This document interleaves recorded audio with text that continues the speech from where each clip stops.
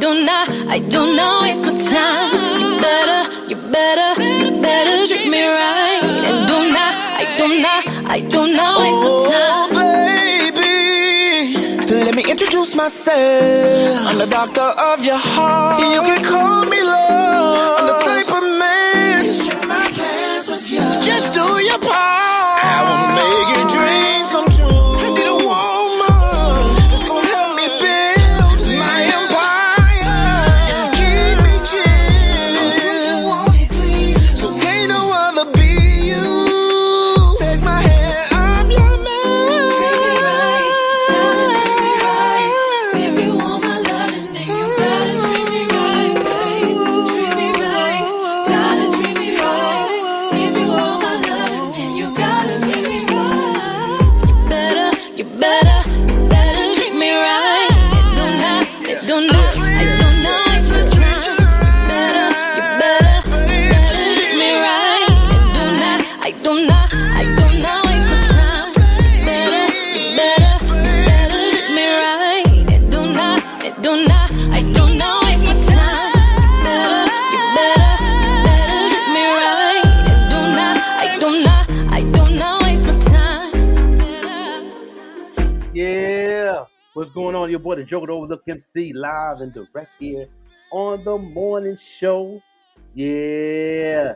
That equation and Terrence Love. Treat you right. This your boy. We here this morning, y'all. We got the Vette with the Queen. You know what I'm saying? We can hear her, but we can't see her. But it's okay. You know what I mean? We here this morning. Let everybody know where you're calling from, where you at, where you Rising, at. everybody. Yes. You know what I'm saying? You on the road taking care of Ben Nass. Live and direct here on the morning show. You know what I'm saying? We got hot topics today. We got a lot of things going on this week. Don't forget tomorrow we're gonna have a special guest on tomorrow morning. You know what I mean? That's gonna be pretty much dope right there. You know what I'm saying? Case closed. We'll be in the building. You know what I'm saying?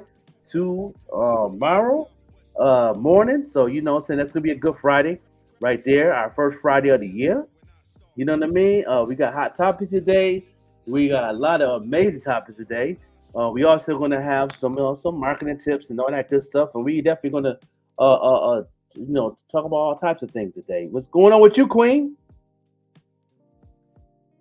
I think she up there riding and driving today.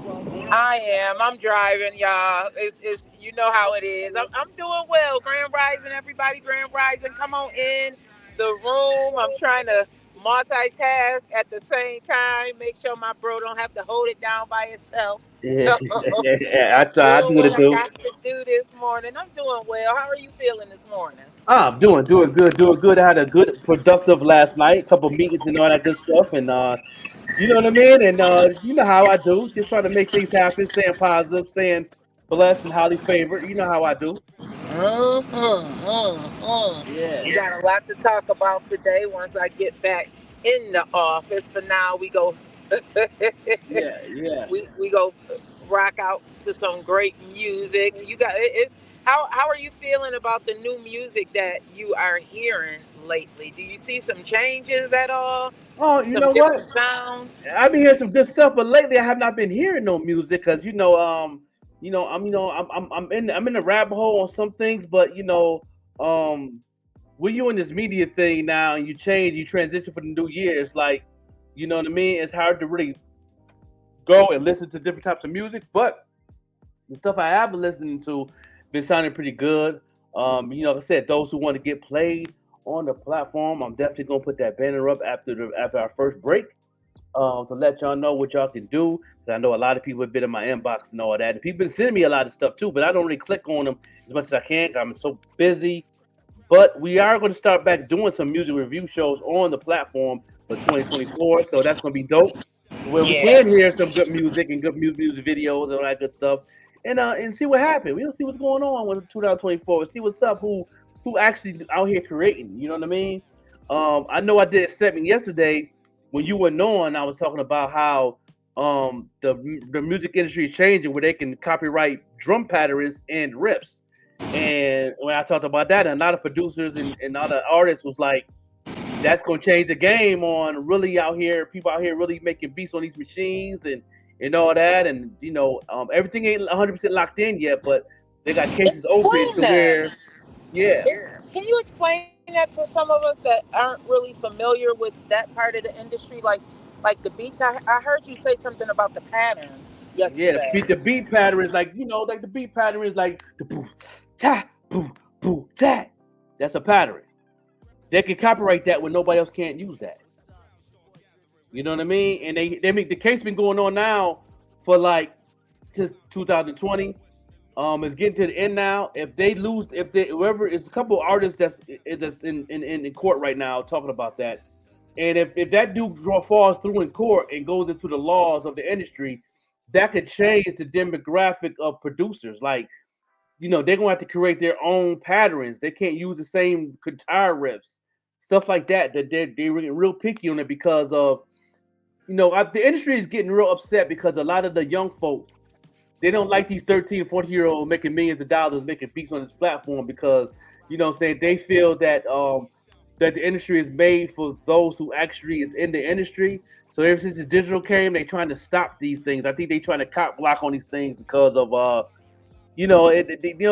industry is always about controlling. If it ain't all about them, in that community, then it's nobody. Um, so it's really being the situation really getting kind of out of hand a little bit. Talked with a couple producers off camera, and they was saying that that's kind of crazy. It's kind of stupid because the creativity is creativity. Like, you shouldn't have to take away something that somebody have took it and created something new and chopped it up or did whatever they want to do with it. But if they want to go down that rabbit hole, we can go down that rabbit hole, because if that's the case, then half of the rock and roll industry should be sued because of Jimi Hendrix. So let's just be 100. Let's be 100 Ooh. now.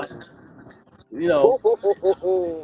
the Jimi Hendrix So what? family can really So that. say it again. Ooh, bro. So that means like people can't just. Is it coming from people who were sampling other people beats? Is that what was Well, going on? not really, not sampling. They're just taking the pattern of somebody. Like for example, like I said, the boom bap sound. If they want to go down that rabbit hole, that means Molly Mark and Sue Zelda from using the boom bap sound, boom bap patterns. That was Molly Mar's creativity. And then you got patterns, and then you have samples. So they gonna take a drum pattern and put it on top of the sample. You understand me? Okay. Okay. They take the drum pattern and put it on top of the sample. So now it's getting to the point now to where they are trying to set it up to where, because this court case has been going on since 2020, that you know producers and beat makers can't use a pattern without permission. They got to do research and find out where that pattern comes from. It's not locked in yet, but soon as they said the case should be closed by the end of January.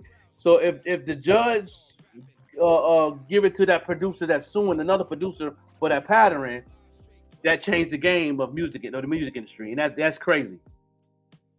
If y'all want to do research on that, go to DJ Payne One's page on YouTube. He has a video on it. He has a segment on it that he posted up about that. He also said the same thing. It's not fair.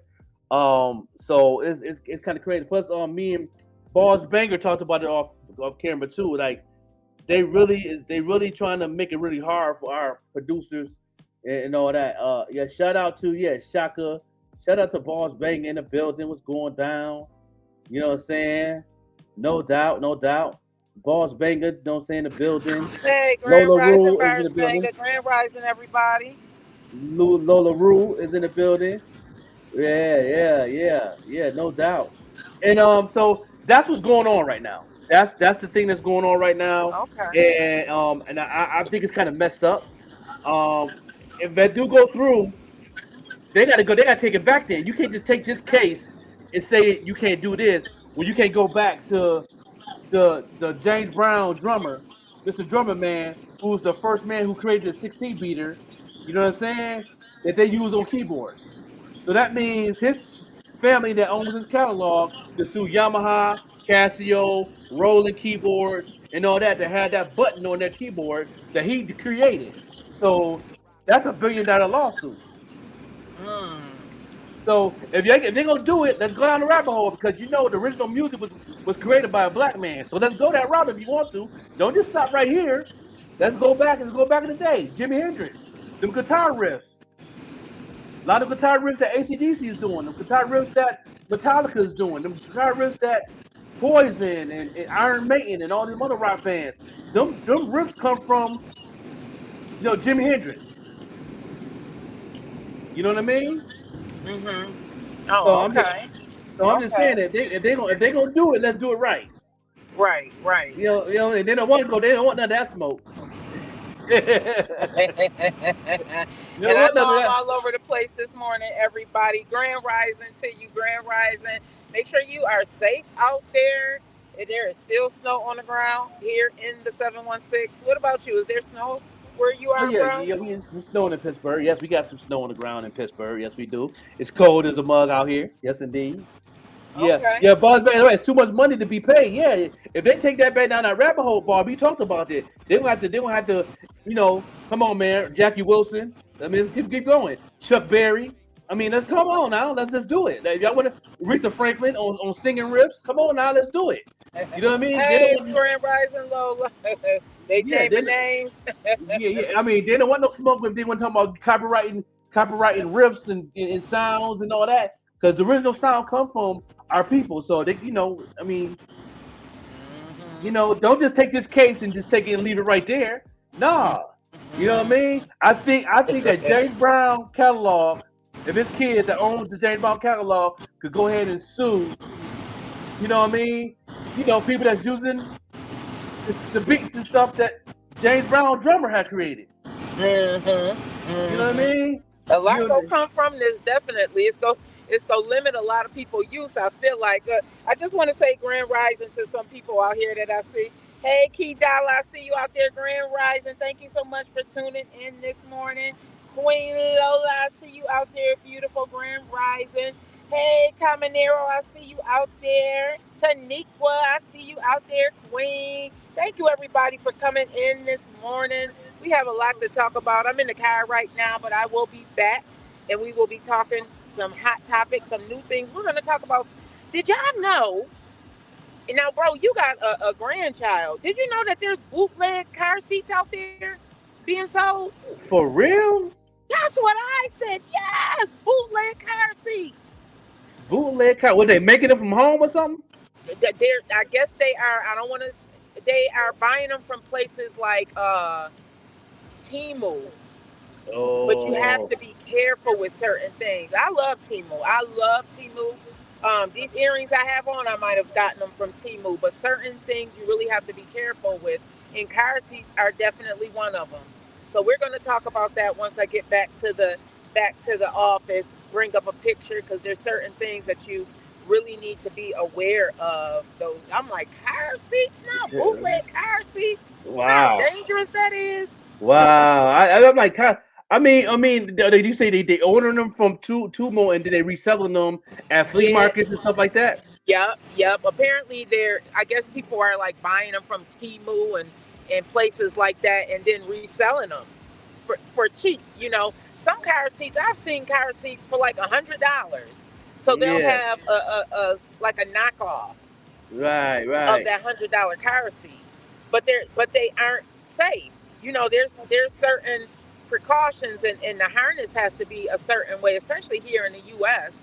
So be Right. careful when everybody out there buying car seats online. They named Amazon as one of the third party providers that have gotten car seats because Oh. there's third party sellers on Amazon. Right. Right. Yeah. You're right. You're right. Yeah. Right. Yep, And Amazon was named. also them car seats too. A lot of them car seats is recalled too, so they probably got the same style of those car seats that was recalled years ago. Yep, that too. So be careful, everybody. Our children are our future. We do not want kids in these car seats that are faulty. That was so concerning to me when I was listening to that this morning. Like car seats? Are you kidding me? Wow.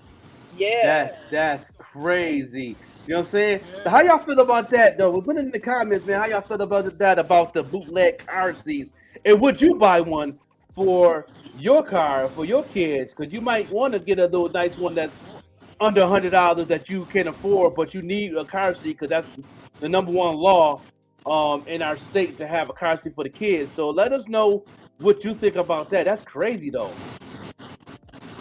Yeah, it's not like you buying a knockoff Prada bag or a knockoff Telfiki Right. Telfire bag. These car Right. seats, I don't want to buy no knockoff car seats, y'all. You got to be careful. And one Yeah. You know, example they guess what? had where like The word the word speaks for itself. Knock off. okay, You don't want your right, kids to be for knocked off the car seat. okay, for real. Like that is so dangerous. So be Yeah, careful, right. everybody. Be careful.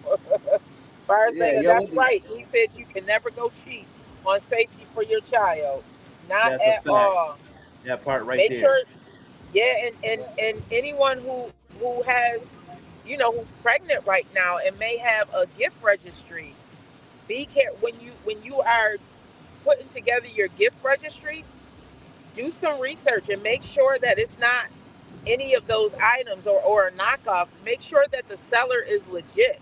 On Amazon, you can tell where the seller is, where the stuff is coming from. So be Right, right. careful with that, everybody. Yeah, definitely be safe out there. You know what I'm saying? And also, like I said, the Tumi and all that have good stuff. Make sure you do some research on that product when you ordering something. Because I know I want to order me a airbrush. You know what I'm saying? Hmm. And I go to Tumi, I'm kind of suspect to buy one because I need a good airbrush because the things that I do when I do my paint and drip, I need a good What you quality do, one. yeah. And I know they have some good ones in there that you use, but some of them is like disposables and they're Uh huh. cheap. But I need one that I can have where I can clean and I can nurture myself. That I know how it works, and I don't have to worry about no problems of changing and throwing one out and all that. I like to keep going because once I'm in my creative mode and I'm designing, I got to keep going. I got to, I can't stop. So Yeah. I've been I I've been straddling the fence if I want to get one from try it or Tubi. not. Yeah, I'm Yeah. like I don't know. It is hit or miss with some of the things. And hey, Sheila Kelly, Grand Rising, thank you so much for tuning in. Uh, yeah, it's hit or miss. Try one, bro. But for what you do, Yeah. like you said, you really gotta make sure your stuff is not top notch, but at least a good quality.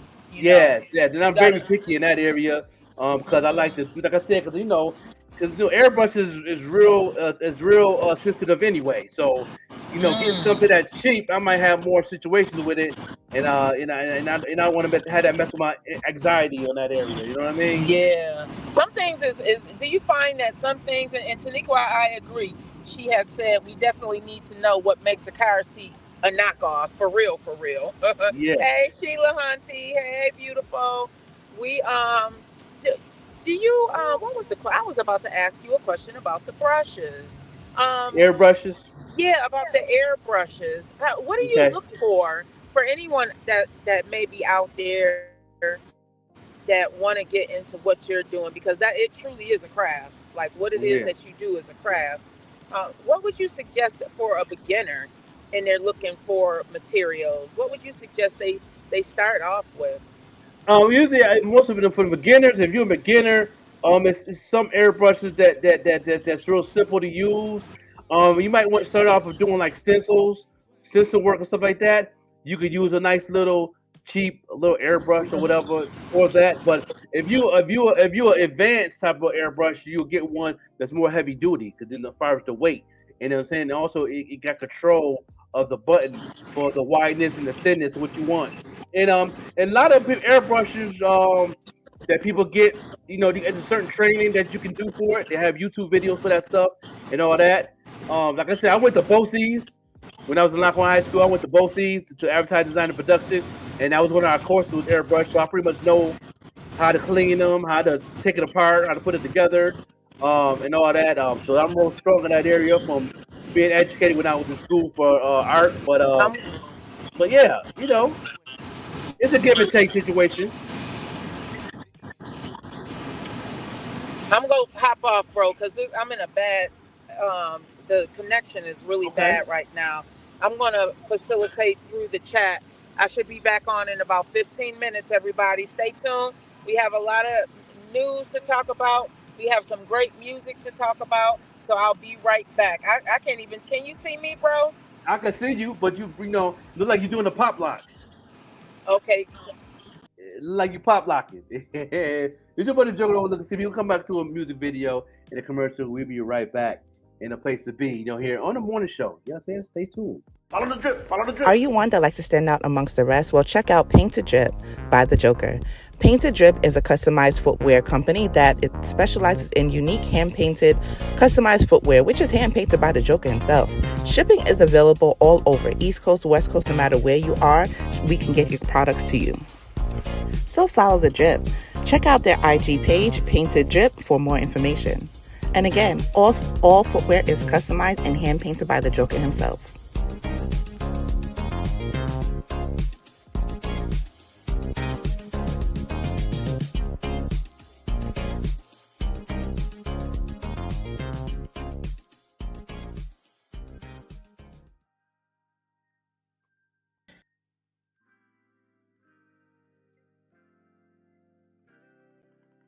What's up, y'all?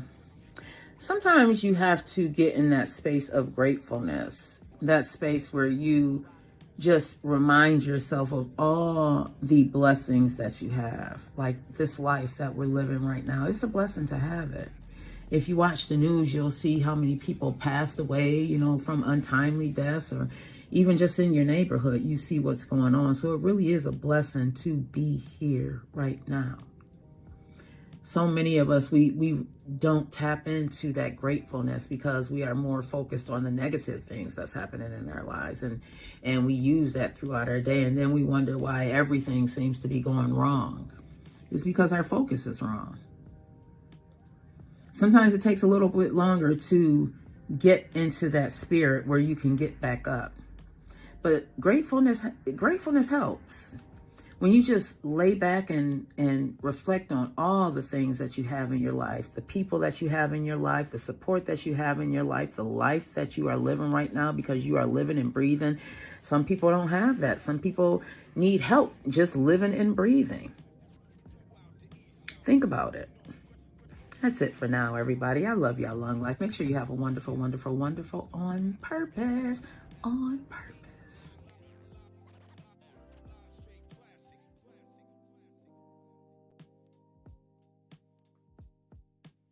What's good, y'all? Your boy Bars Banger here. And every morning, weekday morning from 7 to 10, I'm tuned into the best morning show in the world, the Morning Show Podcast with the Overlooked MC, The Joker, and the Queen Vette Green. Monday through Friday from 7 to 10. You already know. Tap in.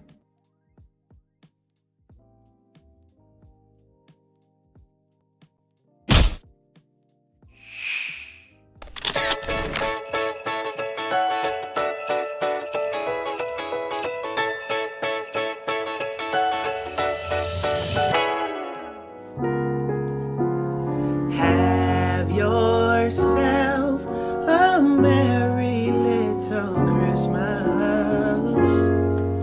Let your heart be light.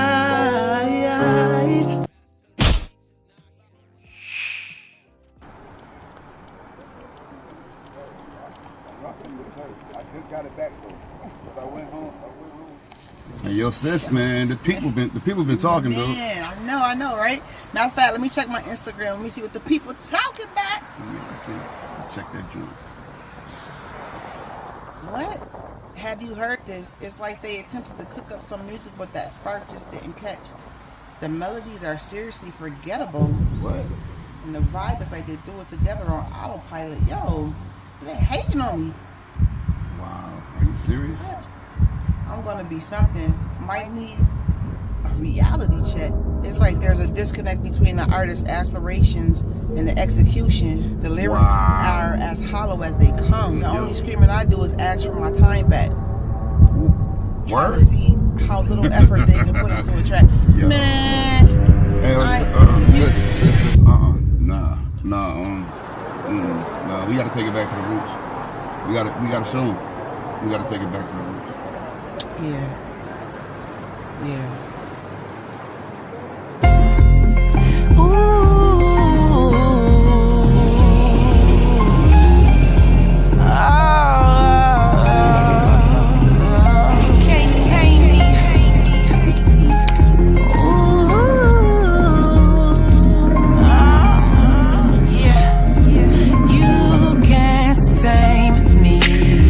Lion is roaring, danger is coming. The queen back up upon her throne again, ready for action. Time to take back my empire, show you what I'm about. In case you haven't figured out, I'm known as greatness, mother of patience. But don't keep me waiting, or I'll pounce. Mean to be blatant, mine's for the taking. Gotta claim my crown, underestimated, underappreciated. They only wanna bring me down, cause I'm so elevated. On a whole nother level, I'm a rebel in the meadow who could wrestle with you devils. But you don't want that trouble, so I'ma stay humble. Pray, wait for you to stumble. Lioness who knows the hustle, who ain't afraid to use her muzzle. Get it? They call me vicious, cause of my intuitions. But my premonitions, only seeing success. Listen, I'll never make it easy. Please believe me, how you treat me never leaves me. Sorry, sweetie, you can try, but won't defeat me. In this dangerous land I roam, you can't hold me, no, won't control me, no. In this jungle line at home, you can't break me, no, you can't tame me, no, no. I know they plotting, I know they anxious. They wanna cage me, put me in the box. But you tell them, I'm from the bottom, yeah, I'm from the rocks. I'm from the streets where we don't rock with ops. Long as it's green, I will never stop. They take my kind for weakness, my nice for meekness. I'm a beast, I move strategic. I bring the heat, the furnace, in the oven. Fire another round, watch me get to blazing. I'm hot, yeah, similar to amazing. I hold my own, built to be strong. Going for gold, dangerous flow. Whatever's clever, you better never come test her. She's smarter than any hunter. Her predators non-existent. My breed, there is no extinction. I'm thorough, quite the exception. Realest they'll ever mention. Training up all my minions. Never care about opinions. Facts, everybody got them. But now you messing with a conqueror. Hope we ain't got a problem. In this dangerous land I roam, you can't hold me, no, won't control me, no. In this jungle line at home, you can't break me, no, you can't tame me, no, no. See, they wanna kill my pride. They tryna take what's mine, oh, mine. Wanna hurt me, they could try, oh, but I will fight, and I will survive, oh, in this dangerous land. You can't hold me, oh, no, no. In this jungle, I'm right at home. You can't tame me. In this dangerous land I roam, you can't hold me, no, won't control me, no.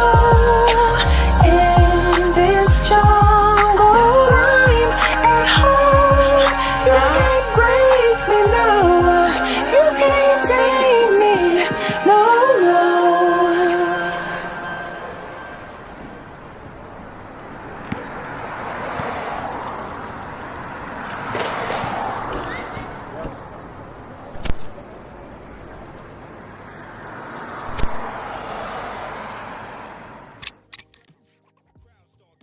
No doubt, no doubt, no doubt. That was Baby Girl right there on the video.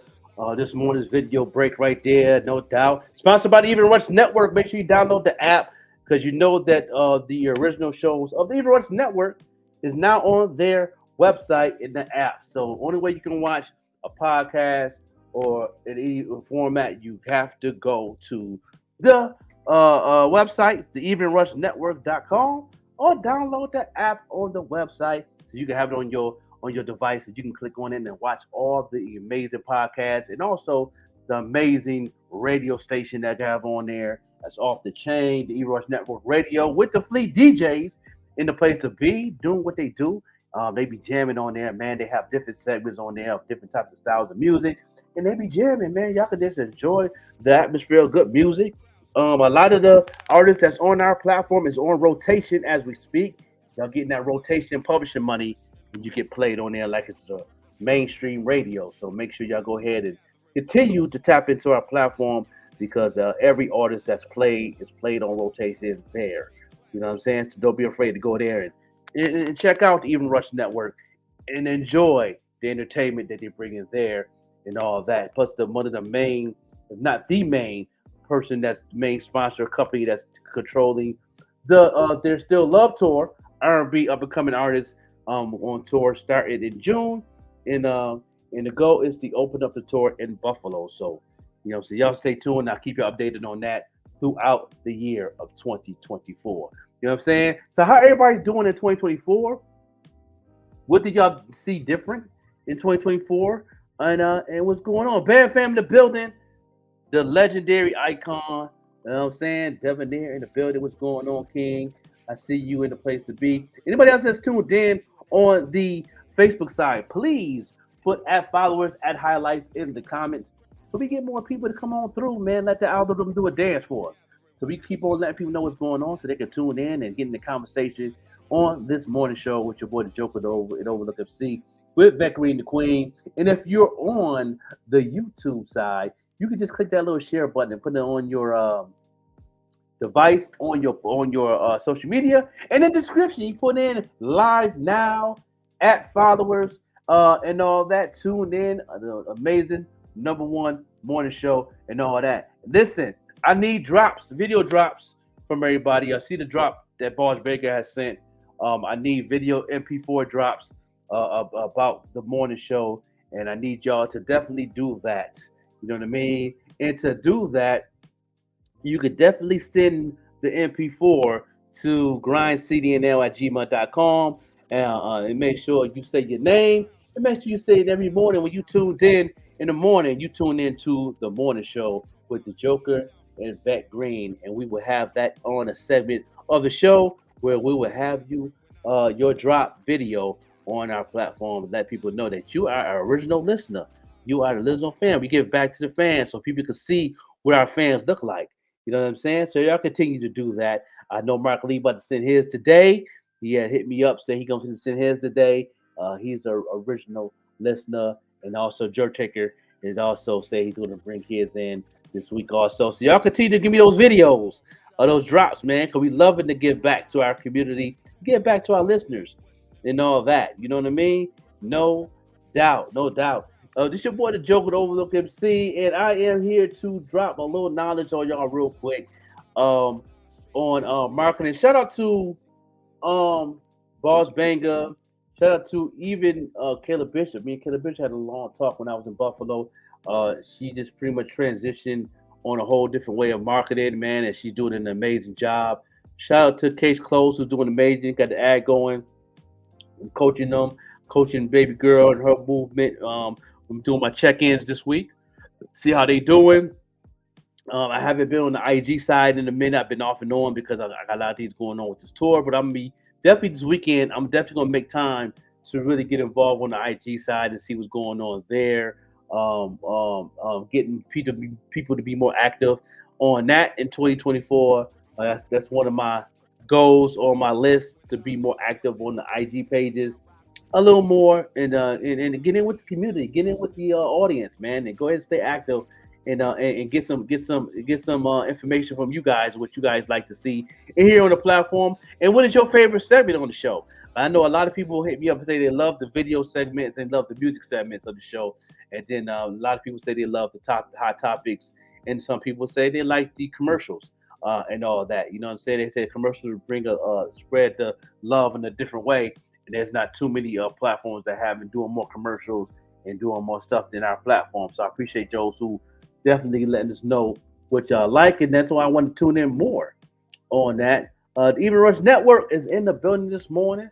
You know what I'm saying? Making it do what it do. You know what I'm saying? Our sister station. Like I said, please go to the evenrushnetwork.com so you can see their podcast shows. There's only a couple shows left that's on their YouTube side. The original Even Rush Network podcast shows will be on their website. So make sure you go ahead and download the app right now on the evenrushnetwork.com to make it do what it do. Because you know that the Even Rush Network is the sponsor of every music video that we play on the platform.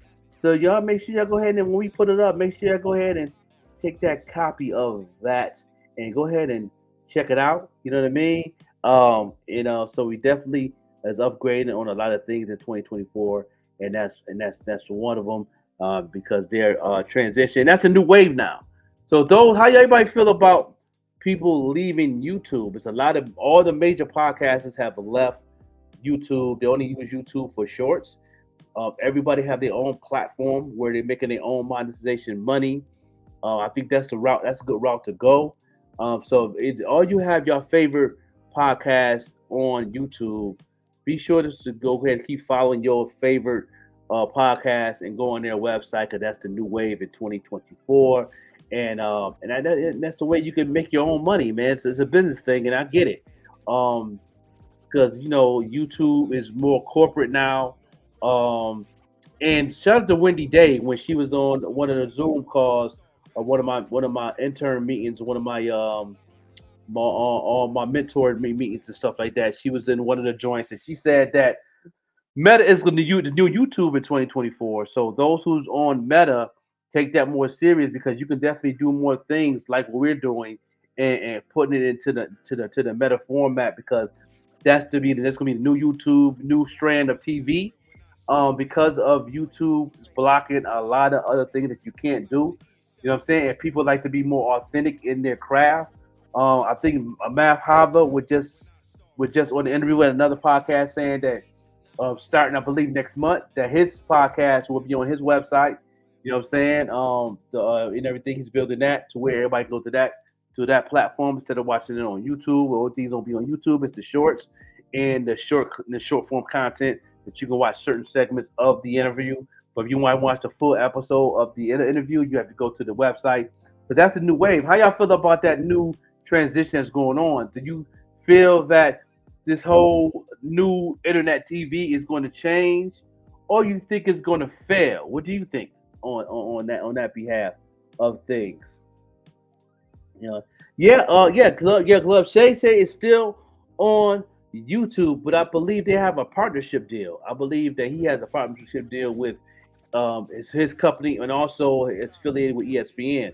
And I believe ESPN and YouTube is merged together right now. So he's good. You know what I'm saying? He's doing corporate things. So you know what I mean? So then that's dope. So you know what I'm saying? Once you independent in this podcast thing, I can see YouTube is going 100% corporate, and you can't say and do a lot of things that you want to do and stuff like that. And all that. I appreciate the follow. Hit the follow. You know what I'm saying? And all that. Appreciate that. And that amazing interview with Cat Williams where he exposed a lot of things. That's what I want to talk about right there. That Cat Williams.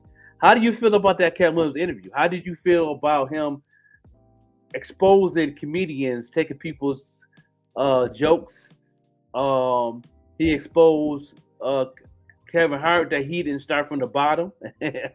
He's like it's all type of things that Cat Williams is exposing. Or do you think Cat Williams is doing this just for Cap? Do you think Cat Williams is doing this just to get his career back going again on that podcast? Or do you think that he just keeping it 100 and doing what he do?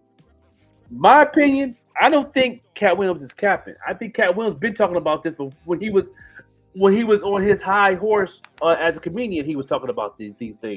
He was talking about how these comedians and get involved with these organizations and sell their soul. He's been talking about this because he's been independent since day one, and he had reached a higher level as a comedian as being independent. And I think that a lot of the corporations didn't like that, and that's why he got blackballed because he was controlling his own destiny and he was exposing a lot of people on top of his mental health and all that type of stuff. So what y'all think about that? You know what I'm saying? They've been. You're right. They've been stealing jokes. I mean, the situation with Steve Harvey stealing Mark Curry's joke about the Mike Tyson with the eye in the hand and all that type of stuff, man. They've been talking about this for years. They've been talking about this since the late '90s about these comedians stealing material from other ones. You know what I'm saying? Definitely keep it 1,000 facts because because in the community, I did not know when Cat Williams had said that how this community works is it's similar like the music industry where they come together and have their own little lane before the internet, where they used to go to different luncheons and conferences and stuff like that. And they used to do like stand up, and they used to do like doing auditions and stuff like that. And they used to take those audition tapes, and some of them, he said, some of them used to go ahead and study their material and to distill their material. And I mean, I didn't know that they had that type of thing going on. I thought that every comedian was in their own lane and they just did what they did, and they understood the culture of it, and then they just kept it at that. And it so happened that they collaborate or they'll book each other on their own shows as opening acts and stuff like that. You say Cedric Entertainer and Cedric Entertainer, Cameron, you say you don't think they write their material? They all their material? You know what I'm saying? Well, Kevin Hart talks about stuff that's going on in his life and his family. So I think it's probably his new stuff he got going on now. He might be taking some stuff. But how y'all feel about that? That's crazy. I heard about that. I started watching it this morning when I woke up, bro. What? So that's I, I'm surprised. I didn't know that they can be stealing people's stuff. I didn't know that. But see, Cat Will's been talking about this for years. Even Wow. when he was on his high horse, when he was on the high level of his career, he was talking about that. Even Dave Chappelle used to talk about it before he got kicked off of doing his show because he didn't want to wear a dress. But That even was really true. That is yeah, crazy. yeah, yeah, Byron said they click up. yeah. But see, Monique was talking about it too. So if he was throwing Monique under the bus, see now it's coming to the pad. Like Monique wasn't saying nothing wrong. Do you think it was her delivery? That's why because some people can't Listen, take when women are a little aggressive. she have to be because she's a woman. Because this is a man's Yeah, game. Like right. you in the media game, you have to be stern on you in this game because somebody might be trying to use you. Thank God that I got your back and everything. But Thank God. imagine you and two other females building the foundation of doing something. You have to be aggressive as a female because this is a man's world. Facts. You know what I Most mean? So definitely. I'm not mad at Monica how she delivered that, and she was being honest, and everything she was saying was facts. You know what I mean? And then when she was on the Steve Harvey show, and Steve Harvey, and she was pushing Steve Harvey to apologize to her, and she broke everything down, and then when Steve Harvey said this is a money game, she said no, you got this twisted, my brother. This is an integrity game, and that's what I'm talking about. Your integrity is more important than money. You know what I mean? And that's how I am about this game. My integrity is more important on these media platforms than money, than marketing classes, than anything. I come with integrity on everything I do. That's why my respect level is highly on a different level, especially walking in my hometown.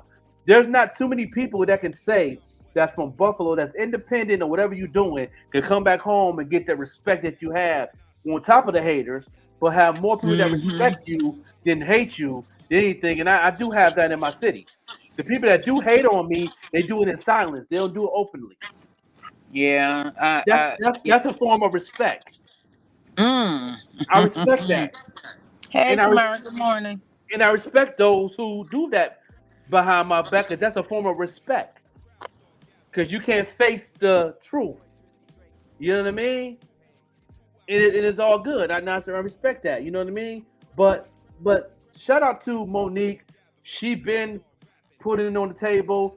Shout out to people like Cat Williams, another one that put things on the table. Shout out to David Chappelle, who throw things on the table and let people know the real or Thank what's really you. going on.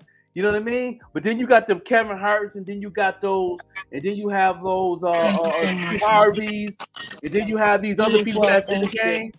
You know what I mean? And they on the money game. They getting these deals. You know what I'm saying? Even shout out to and rest in peace to God bless the dead of Bernie Mac. Bernie Mac Mm. understood the money game, but he still was hardball when he had to be hardball. You know what I mean? That's why his show didn't last long because Steve Harvey tried to drift him over to the corporate side more. He didn't like how they treated him because his dark purple skin.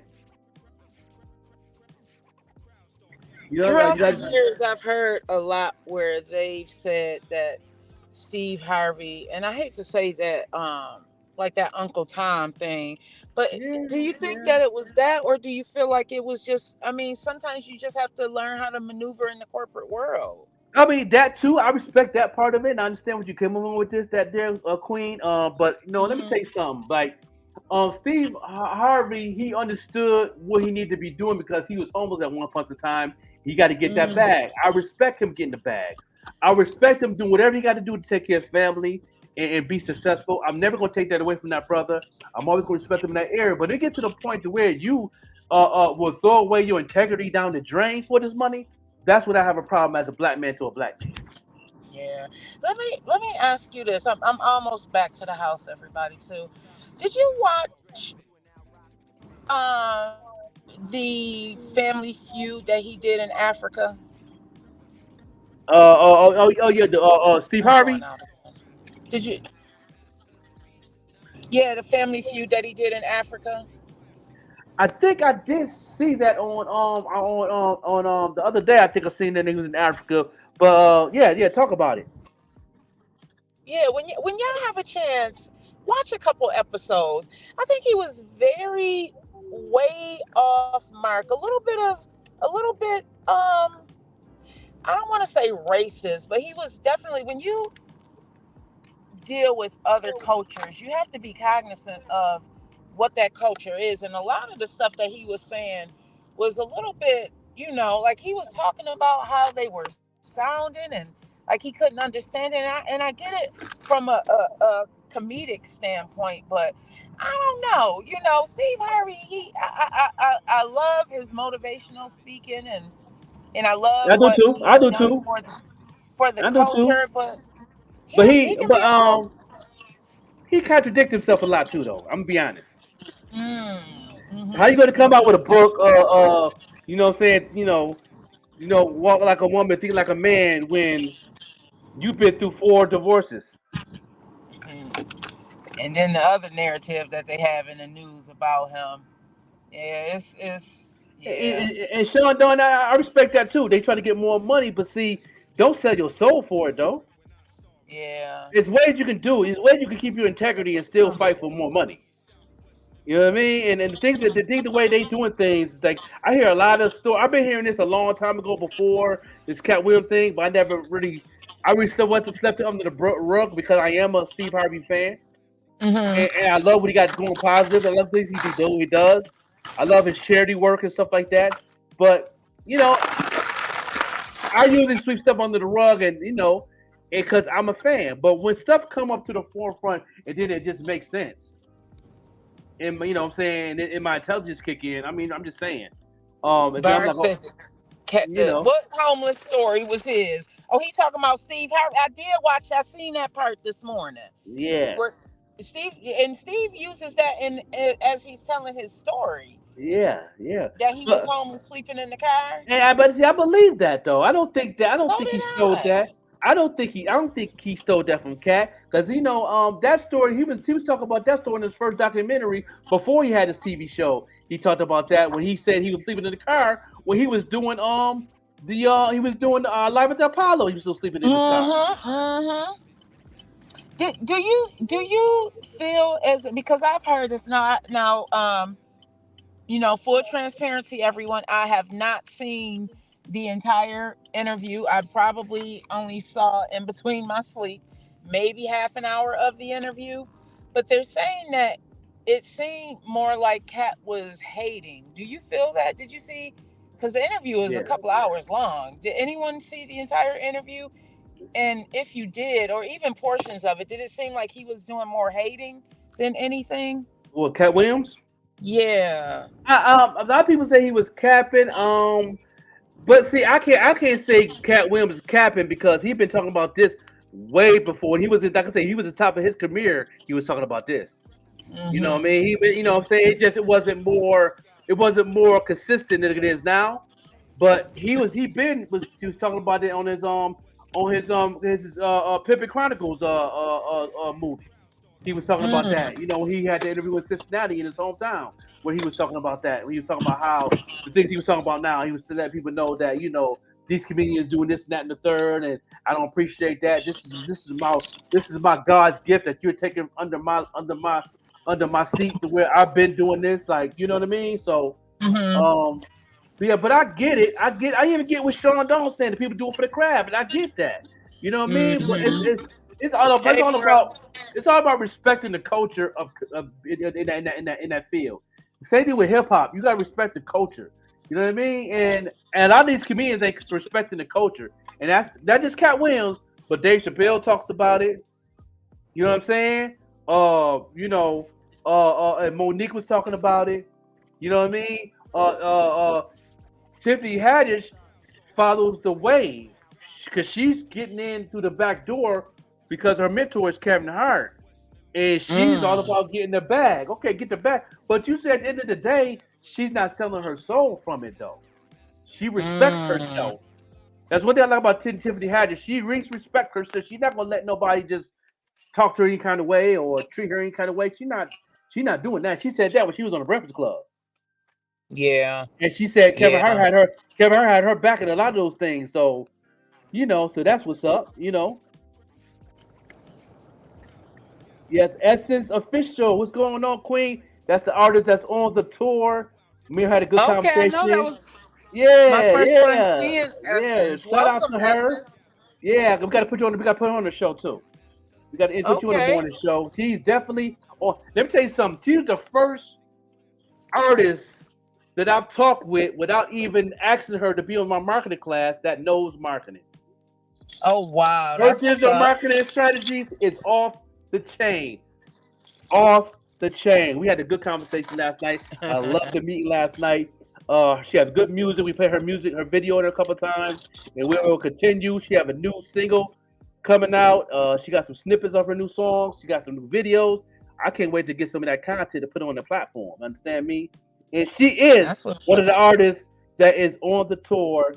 There's Still Love R&B tour. You know what I'm saying? And she's definitely doing her thing. Shout out to her, man. Shout out to her. Yeah. Okay. Hey, bro, I see you out there. I'm about to transition out the car, everybody back into the office. So give me a couple of minutes. Oh, see? Right back. Bam, fam, there you go. Boom.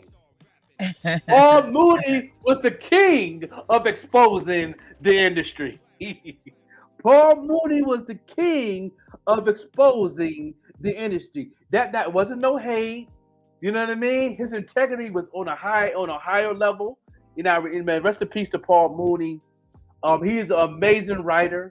He wrote half of the skits on A Living Color. He wrote half of the skits on Saturday Night Live. He wrote half of the skits on any comedian movie that you see. Paul Mooney in the 80s and 90s was part of pre-writing a lot of those things that you see from Mad TV to the Richard Pryor movies. He wrote most of that stuff, Paul Mooney. You know what I'm saying? Most of the material that Richard Pryor didn't learn from was from Paul Mooney. To be honest, they don't give him his credit like that. You know what I'm saying? So shout out to Paul Mooney. You know, I need to go ahead and do research and watch that Paul Mooney documentary that's on Hulu. You know what I'm saying? Yeah, Paul Mooney is that brother. You know what I'm saying? Yes, he's that ninja for real. And he wasn't scared of nothing. He wasn't scared. They couldn't blackball him because of the intelligence that he have and the connections he have. He knew how his energy and his vibe connected to people. No matter how he spoke about it, you know, on a rauncous way or on a nice way, he definitely made it do what it do. You know what I mean? Who we have here today? Who riding? What's really good is your boy Capital DCP. What's going on with you? Yes. I'm doing pretty good. Yeah. Yes, sir. You hear what we're talking about today? You hear what we're talking about, King? You hear what we're talking about today? Bro, listen, I woke up talking about it. Y'all caught up with my conversation about it with myself. I was like, yo, Cat was cutting up. Yo, like I was watching Shannon's reaction to him and everything. Yo, like Yeah, yeah. Man. Yeah, but Yeah, that's My man Bam Fam had broke the ice. That Paul Mooney was the one that really broke the ice of the industry of being comedians. Like, yeah, he wrote most of Richard Pryor material. People, absolutely. salute to recipes to Richard Pryor, one of my favorite comedians. I grew up watching it, listening to him. I used to sneak and watch him. My mom had the albums. You know what I'm saying? And I used to be in the room. She'll make us go outstairs. She'll have her wine, her herb, make all the kids go play downstairs. I'll be up in the door like they're listening, hearing all that cussing. Richard Pryor. You know what I'm saying? Cause Man, it was a time, man. yeah, right. It was definitely a different time. Yeah. So who is your favorite comedian before we get to the conversation? Well, Bernie Mac has been my favorite for a long time, like way back in the day. Like right after Robin Harris passed away, because Robin Harris was my favorite when I was a little kid. Yeah. They gave Martin Robin Harris the spot. Yeah. And then they phased out all of the like that whole squad, Keenan Ivory Wayans and the whole Wayans family. They started phasing out that whole squad. What was it? Before they made Meteor Man. Matter of fact, Meteor Man has all of the comedians and actors of the time that were being phased out before New Jack City brought in what black acting is supposed to be. Right. You know, and the reason I'm talking about acting is because a lot of people don't know their favorite comedians who are very popular are actors who are portraying the role of a comedic person. So when they do stand up, the stealing that people talk about, I've been doing film theater type stuff for like 25 years. So for anybody that's watching is like, what do he know? You know what I mean? Like, I'm like, yo, I've been around for a long time, so we can talk about that in a minute. But it's like, what happens is, for those who watch the actual episode with Shannon Sharp and Cat Williams, when you talk about Steve Harvey and Mark Curry, right? Because Mark Curry was one of my favorites too. Yeah. And this is what I'm saying. Whoever was my favorite around 90, 89 in that area, before Will Smith, Martin, and it was Will Smith, Martin, Chris Rock. Chris Rock took Eddie Murphy's spot. Martin took Robin Harris' spot.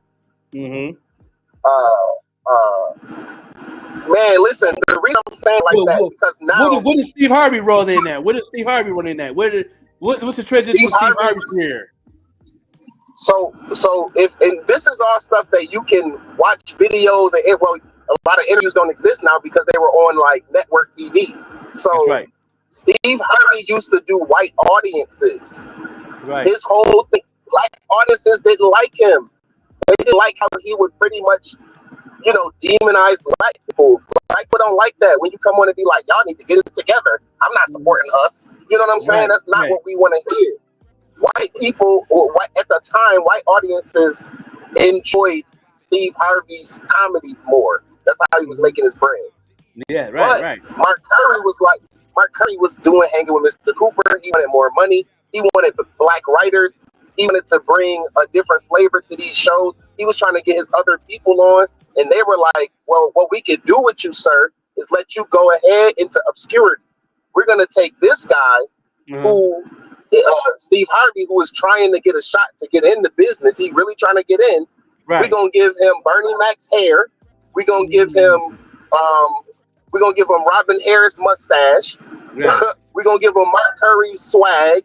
You know what I'm saying? We're going to give him D.L. Hughley's demeanor. And then we're going to have this guy do what we say, because he's willing to do what we say. And I'm not trying to diminish Steve. If I met Steve Harvey, bro, I would be a fan. I would say thank you and listen to him because he has a wealth of knowledge. He's been working. You know what I'm saying? Cat Williams didn't say that these guys were trash and doo-doo. He said that they're cheaters. They are people. It's about to get very interesting. They are people just like some people Donald Capers knows in our city who will completely lie and say, I came up with this idea to do these things. And then when people say, oh, okay, well, what's the big picture on it? And they're like, you paid me already. Good night. Right. Okay? So when you have a person who's just trying to get paid, you know, and then you have an artist who's trying to talk like, I need to be paid $300 just to sit down, because I know when you invite me to your thing, you training your other artists. When you invite me to your thing, you're bringing in a audience of people that I don't even know I have, because people don't talk to me. People talk to each other about what's going on. When you call me in, you know that people gonna want to step their game up because of the stuff I'm saying. Just the way I talk, people want to step their game up. Right. So you don't want to pay me. You don't want to. You see what I'm saying? So right. What happens is it's business first. It's business first. If you can find a person who's willing to do business, then I will get you talented people to learn from and be mentored by while you on your rise. Look at Soul Plane. I'm coming back to Mark Curry and Steve Harvey in a second, but look at Soul Plane. Look at all of those real comedians, some more. John Witherspoon, people who was like, John Witherspoon wasn't from my perspective, he wasn't a stand-up guy. He was a movie comedian. He was a comedic actor. Right. Okay, see what I'm saying? Let people know the difference between stand-up comedians and acting comedians, funny comedians. That's in the movie. Well, a stand-up is like Tyrone Hudson from Buffalo, New York. He goes to places, he stand on stage and spit that shit. You know what I'm saying? And then some, from Buffalo, New York. She get up on stage and she can get a crowd rocking. You feel me? That's a stand-up comedian. A comedic actor is somebody like Donald Capers, who was in a movie from Buffalo called Skip Tracers, where he plays a character whose real life is funny to the audience. I'm personifying another person. You know what I'm saying? And once again, Skip Tracers was produced here in Buffalo, New York, by Phil Davis and Alima Day Theater. It was Scoville TV. All of that is available online. You know what I'm saying? But if you don't know that I have those credentials and that I know these people personally, when I get on here and I'm like, yeah, people be stealing. I had a brother call me to tell me he was stealing my stuff and about to make a track and go off and record and engineer and everything. And I'm like, bro, why didn't you just tell them it's a track that I made already? It's not like we were chilling and came up with some ideas. I played a track for you. We freestyled to the beat because I made the beat and the track and the lyrics. You know what I'm saying? And then you took the chorus and did it at an event that I wasn't at. Right. And now people saying you lit. And I'm like, you're not. You're a copycat, which is fine. But don't pretend.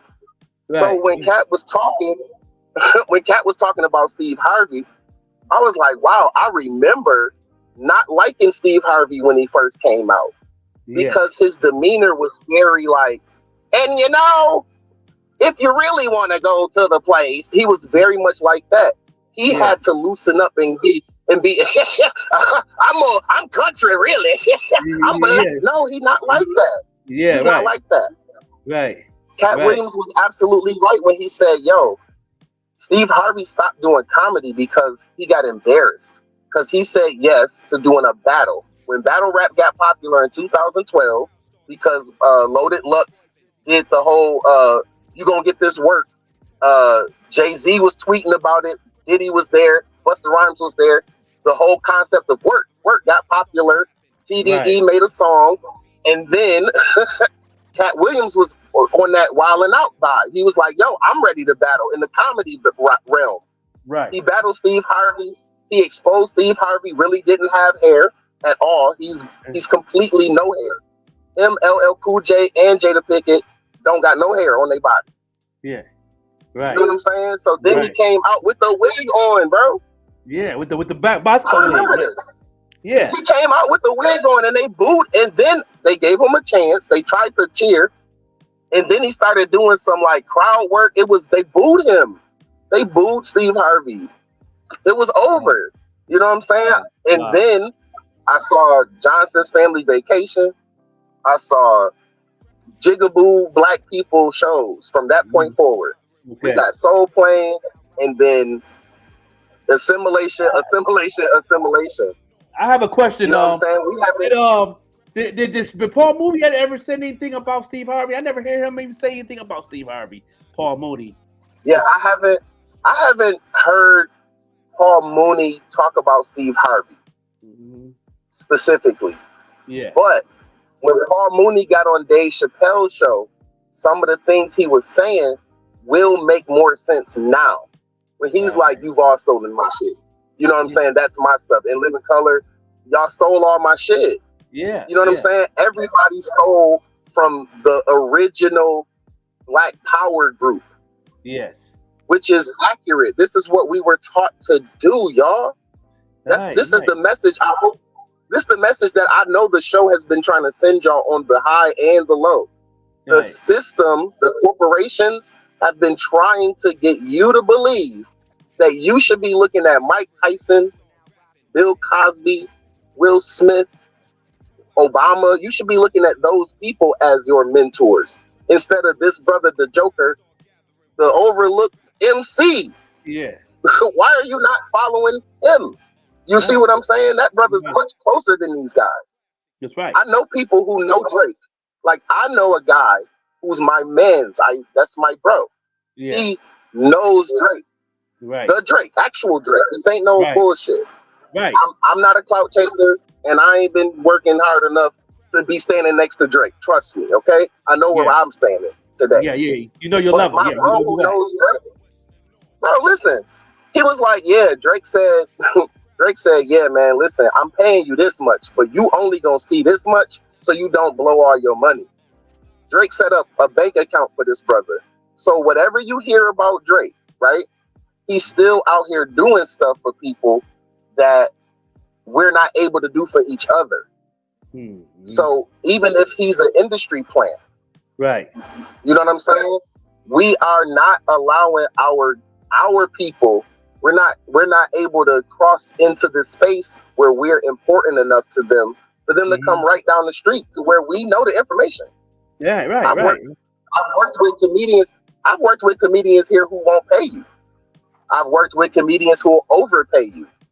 I'm not a comedian. Y'all. I can get up. I should get up. But the point is that that's not my thing. It's just that I've been around. I've done theater for 25 years, taught theater, wrote shows, been in film. You know what I'm saying? Been out of town for the shit, over the country for the shit.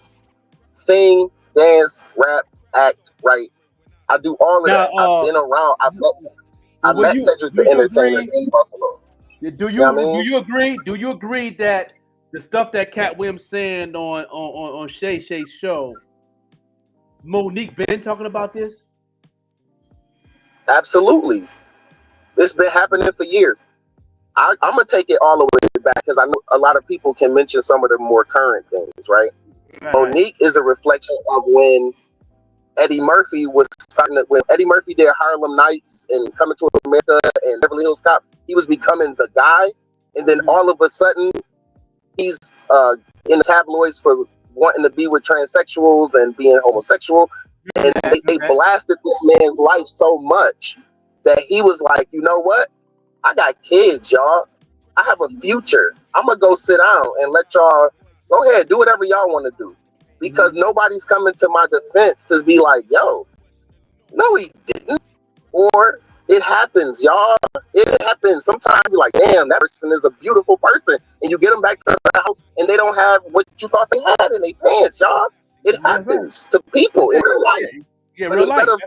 Especially for the 80s, y'all. That's what I'm saying. A lot of people don't understand what we're going through now. In the 80s, people been figured this out.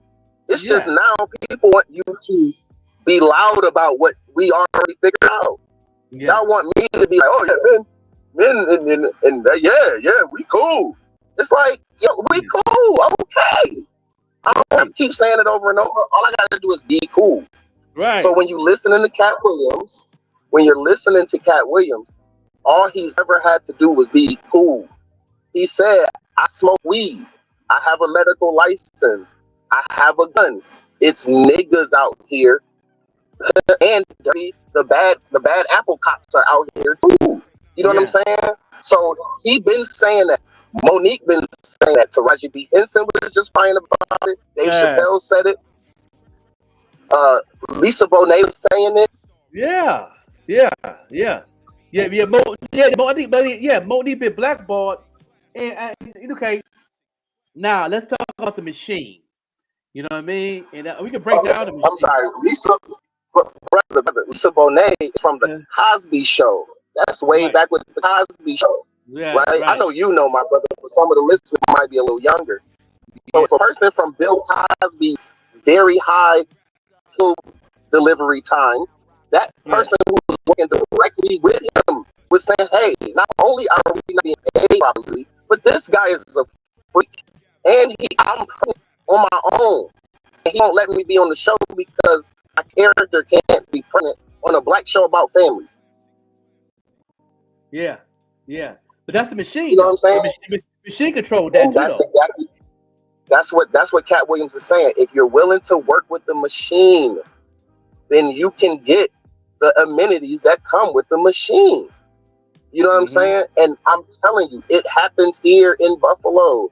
No, it's not. I'm not talking about nobody's specific stuff, because I don't have as much money as Cat Williams do to go off into my space with my kids and just not be bothered. I'd be out here. So it's for real, like, yo, when people are trying to tell you, hey, when you work with certain big name people in our own area, it's gonna be shady. Now, if you dealt with shadiness before, you'll be fine, because you'll see it coming. You'll be like, yo, man, nah, let me get a little contract. You know what I mean? You'll talk that stuff. But if you a bright-eyed, let me see, if you captivated C, a beautiful young artist from Buffalo, New York, who is destined to be amazing at whatever, she could become anything she want to be, y'all. That's okay? Right.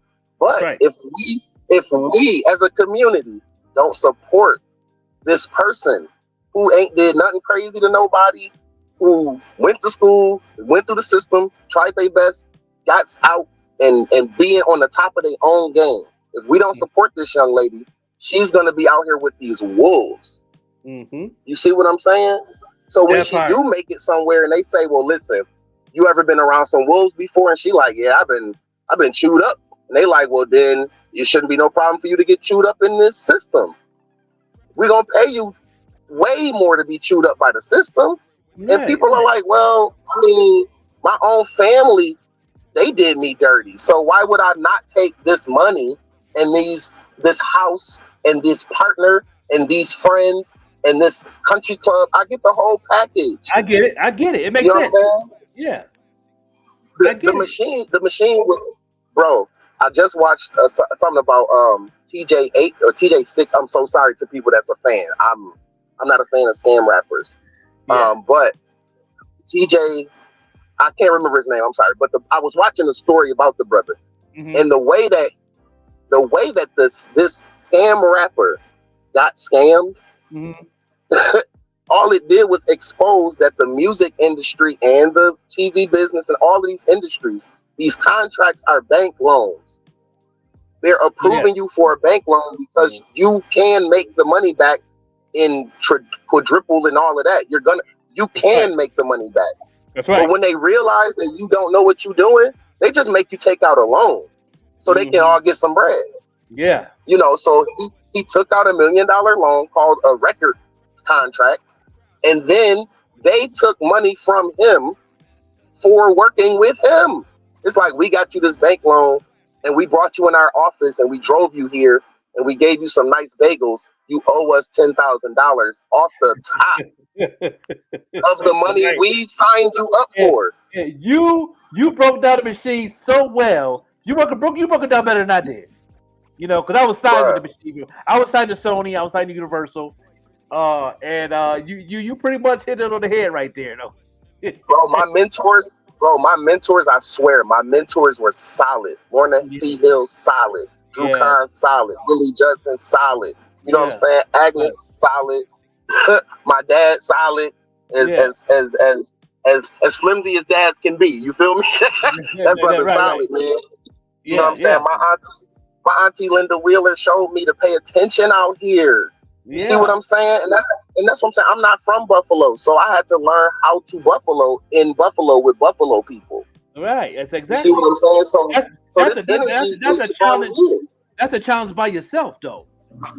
That's what I'm saying. The energy is here. The energy is here to create this type of wisdom and understanding and knowledge and forward thinking. You know what I'm saying? Yes, I've been outside the city. Yes, I've done other things. But no, I'm not. You know what I mean? I never was trying to be standing next to Drake like my bro is. Yeah. You know what I'm saying? But I do know him because I wanted to see him be great. Right. You know what I'm saying? One of my bros, he literally has billions of streams on Spotify for K-pop music. Mm-hmm. I've been supporting him since he was drumming at the church. You feel me? So it's like, it's dope. That's why I'm like, bro. I'm like, man. Like I was texting about it the other day. My bro Phil Davis created an app for artists in Buffalo who are doing their thing. I know other people are doing this now, but this brother been doing this for 15 years or so. Doing live shows, kids stuff, skits, dinner theater, all of that. And I'm like, yo, we keep calling him the next Tyler Perry instead of saying, yo, Philip Davis is Phil Davis. That's right. It's a fact. You know what I'm saying? He has his own lane. He has his own lane. Yeah. Like, yo, we know who this guy is because he's doing that shit. He's not jerking people around, and whoever got a problem, they can just speak to him. It ain't gotta be crazy. Right. You know, so that's what I'm saying. I'm watching Cat Williams. I'm watching Shannon Sharp's response to Cat Williams. When Cat Williams was like, so like when you want to feel, and he got all up in his face and he was in his eyes, and Shannon was like, wow. It's like, yeah, because this brother's, he's for real. Did you watch the entire video? Because it's like 2.5 hours long. I started. Listen, I'm a little under the weather, so I was blessed to be able to watch it as it was premiering. Like I saw it when it started. I got the little notification on YouTube. I was like, hell yeah, I'm watching Cat Williams on Shannon Sharp's show. Shannon Sharp is he everybody respects him so much. They just talk. And that's why it's like I feel like, yes, Steve Harvey, I watched and a couple other people that the joint with Stephen A and all of them. I watched these joints and I'm watching people like put their chest up a little bit and try to speak a little bit better about things just because it's Shannon. So like Cat Williams said, when you are really doing that shit, it's hard to get up there in front. You know what I'm saying? Right. If I can tell you, yo, some of y'all favorite artists in this city, they beat their wife. And we praying for them. We're praying for them. We're not demonizing the brother because the woman is still there and the kids and all that. We praying, y'all. But when the music come out and it's all, I love you, yo, who, bro? Yeah. Who? Right, and why are you saying? Rap something else. Say something else. You know what I'm saying? Say like, I put the backhand down. Say that. How you feel about? You know what I'm saying? I don't support that lifestyle. Just to be clear, I don't support that lifestyle. But I support families. You feel me? I don't tell women you in a problem. No, miss, if you need help, we got you. We got cousins, aunts, all that. But we listening. We trying to help, bro. Like we different over here, and we really do that work. And there's some people, listen, I'm not even talking about the fact that I have a show coming up or a battle coming up or this and that. Like, yeah, you're going to hear about that if you follow me. But the truth is, we are community people. Artists are community people. We're trying to help the community. I think that more artists need to be supportive of more artists as well as the platforms that they're on. Because it seems like that doesn't happen a lot. And we've had quite a few people on this platform, and it's like I don't get why some people are just unwilling to be supportive. Like, why not share it? If you're on, why not put a follow? How do you out right now? If you are, even if you're watching the replay, put at followers for us, because that means that instead of going searching for the morning show, the algorithm will make sure that the morning show searches for you. Right. When I open Facebook, if you are live, it just be first on my page. Yeah. You know what I'm saying? Now, I am a nerd. I will say this boldly. I'm a nerd, and I always have been. I've always followed the people close to me more than the people further away from me. Like when I started my conversation, that's why I said it. They want us to follow Mike Tyson, y'all. You like Mike Tyson? He's strong. He'll tell you he was angry and upset. Then they said follow Will Smith. I was like, why be like Will Smith? He's telling us his grandmother told him, don't be you. Your grandmother said, go out there and be peaceful, positive, and don't show these people you have a dark side. And he said, yes, him. So he's telling you I'm a character. I'm not saying he's wrong. I'm just telling you it's a character. Because with all of these stories that's coming out about all of these, I mean, every day we're hearing more and more stories. The almost 200 names will be released. The Epstein case, that's going to be released. We're just opening into 2024. Everybody has a dark side. Everybody has a dark side. What do you think is going to, or what are your thoughts? And we can start with you, Joker Franklin. What are your thoughts on everything that's the way everything is transpiring right now? You have Trump in the news. You know, he's trying to go to Colorado to make sure that he's still on the ballot. Right now, he's leading 51% in the Republican Party. We have this Epstein case. There's, close to 200 names that's going to be released. The name that they said is on there, allegedly, over 50 times is Clinton. There's so much that's going on right now in the world. What now? Like, what do we do with all of this? What do we do with all of this? And we haven't even started talking about the news yet this morning. Right. Because let me tell you, because all these years we've been deceived. Number one, you know what I mean. Unless you're not in the industry, like the brother said here, you know what I'm saying. What's your last name? Namin. Did I say it right? Yeah, I don't know if he can hear us. He can hear me. But, Donald. Yeah, that's the young man that we got on right. His name is Donald. Donald. Okay, Donald. Well, brother Donald, what he was saying, we've been deceived growing up because we're not in the backstage part of what's going on. When the internet came about, we had the opportunity to know what's going on backstage of things because of the internet. The internet exposed what's going on. The internet exposed what's going on backstage. Because people is opening those windows and those doors in the industry. So now we seeing, okay, that first person was bisexual, or this first person was transgender, or this first person was on cocaine, this person had a drinking problem. Like, okay, back then, like me and my wife talk about this all the time. She was like, growing up, she said she always knew that people was doing cocaine. Like, it was like it was normal. It was a party drug. Yeah, it was normal. So to me to say all this, and the thing that to answer your question is now everything is so on the table because of the internet.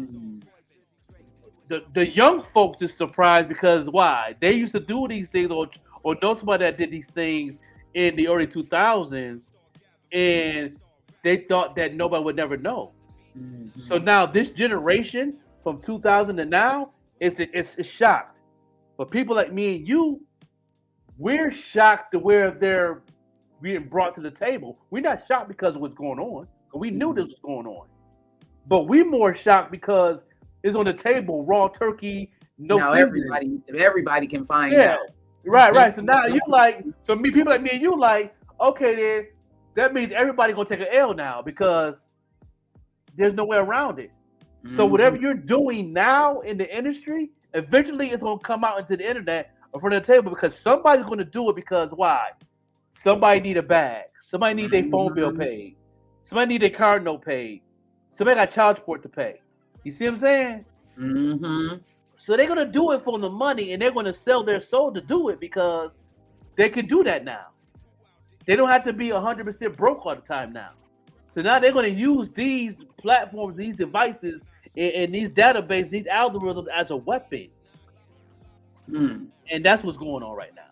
Mm-hmm. I mean, I'm not going to justify saying it's okay, because it is wrong. It's wrong to sleep with the underage girl. It's wrong to do our word. It's hard. You know what I'm saying? It's wrong to steal from somebody. It's wrong to manipulate somebody. It's wrong. I'm not saying that. I'm not saying now everything is so wide open now. Mental health is on a all-time high now because of that. Mm-hmm. So now we got to deal with the issue, find a solution, and get mental health help. Like what? That's a lot. That's a lot, bro. I talked about it. You know what? I posted that video, and we'll play it tomorrow. I posted a video, kind of speaking to all of that this morning, like all of the changes that happened. I had posted that. And speaking of going crazy, we can take a quick break, but I also want to get to did everyone out there see the video of the judge? Yeah, I seen it. Yeah. In Las Vegas. Yeah, I seen that. Oh, yeah. It's viral. Go on the timeline right now. You'll see it. Yeah, it's viral. It's viral. So you want to take a quick break, and then I'll get the story together. Okay, we're going to do a quick break. Oh, you'll see. You'll see. You'll see, no doubt. Hey, what's up, you guys? It's your girl, Chrissy, here to let you know that the Evening Rush Network now has an app. Yes, an app, you guys. So you can stay connected on the go and watch all your favorite podcast shows. You can download the app at Google Play Store or Apple iTunes. So spread the word. Tell a friend to tell a friend. Also, if you're looking to start a podcast and really don't know how, well, hit us up at the Evening Rush Network at gmail.com and inquire about time slots, pricings, and everything you may need to get started. We got you. Join the winning team, the Evening Rush Network. And also, download that app. What are you waiting for? Get to it.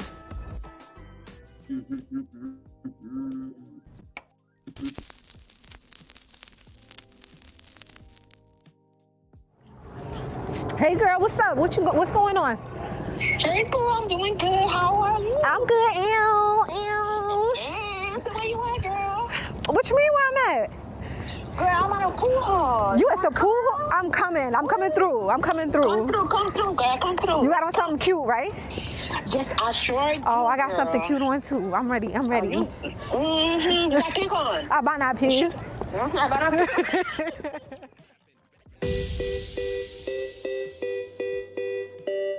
on,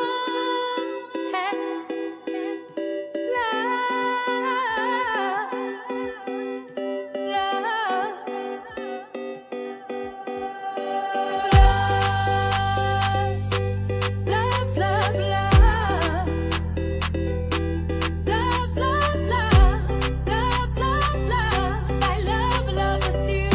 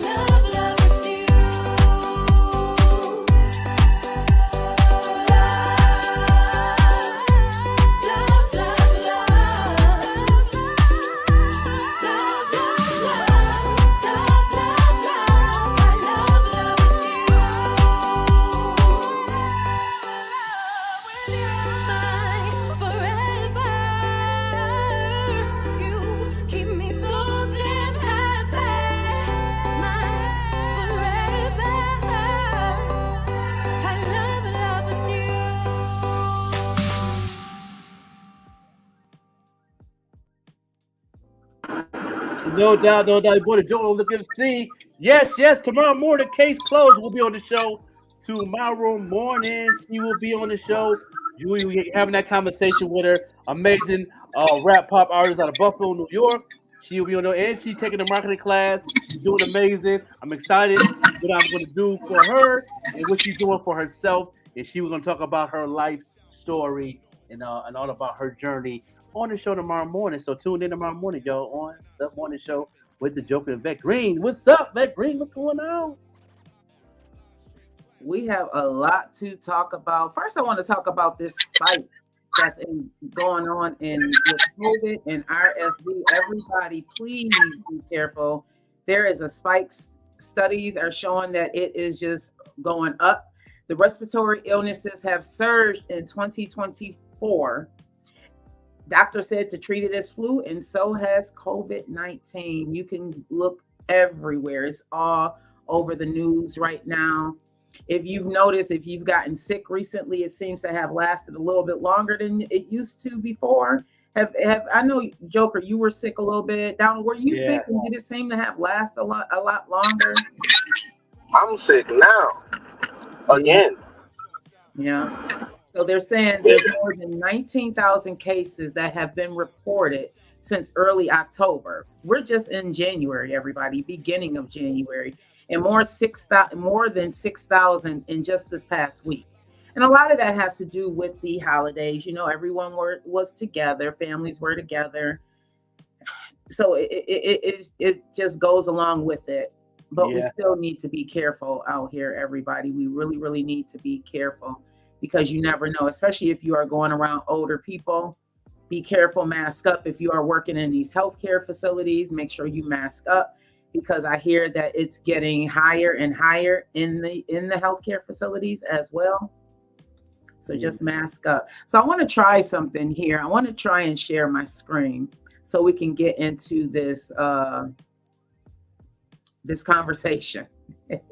Let's get into the conversation. So let me see if I can share my screen and you let me know if it is working because this is crazy.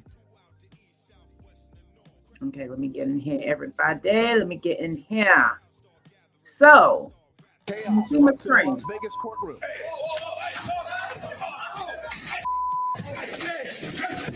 As a man about to be sentenced attacks the judge. Take another look in slow motion as the man flies right over the bench and tackles the judge to the ground. It all began earlier during a hearing for 30-year-old Deobra Redden. He's a 3-time felon, now facing a charge of battery on a protected person inflicting great bodily harm. His attorney is seen here asking the judge for probation instead of a prison sentence. Rather than just sending to prison for any length of time, I think it makes more sense given the circumstances and his ability to do probation successfully given subject. But Judge Mary Kay Holtis has other thoughts. I appreciate that, but I think it's time that he gets a taste of something else because I just can't with that history. In accordance with the laws of the state of Nevada, this court.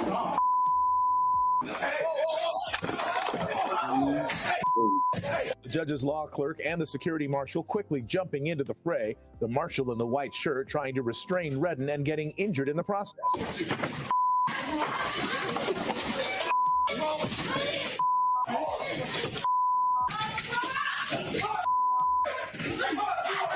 The battle behind the bench is intense. You can see lots of punches being thrown. Eventually, Redden is handcuffed and the courtroom alarm begins to sound.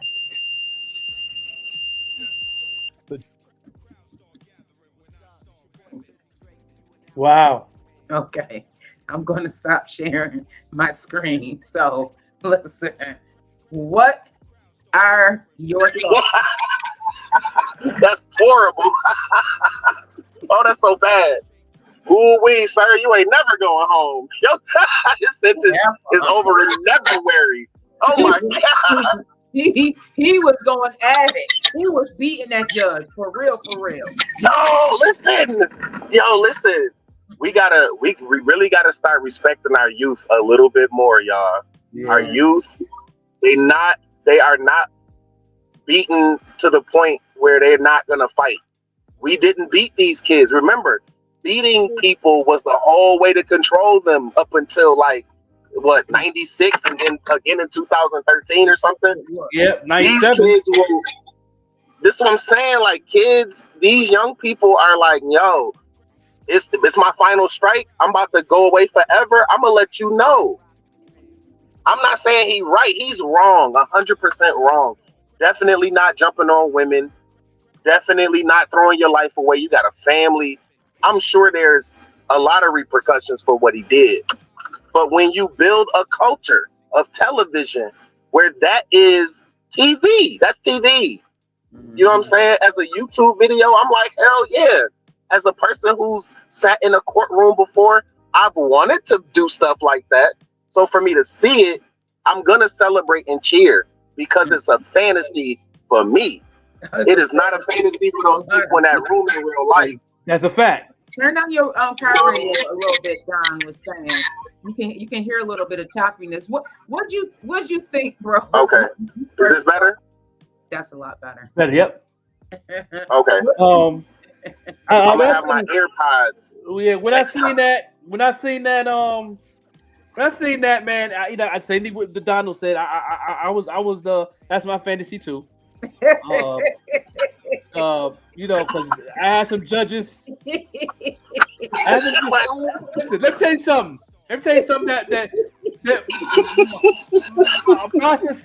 My success is revenge on my judge, though.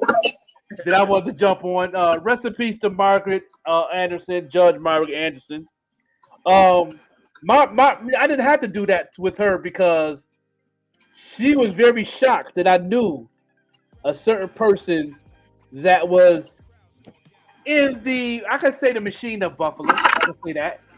I worked for Orazio. I used to work for Orazio restaurant. Those who remember the Italian restaurant used to be on Hurdle. Orazio, one of the top Italian restaurants in the city of Buffalo. And I worked for him for years. I know the whole family. And Josephine is the mother who was the main owner of the restaurant. And I, she treated me like her own son.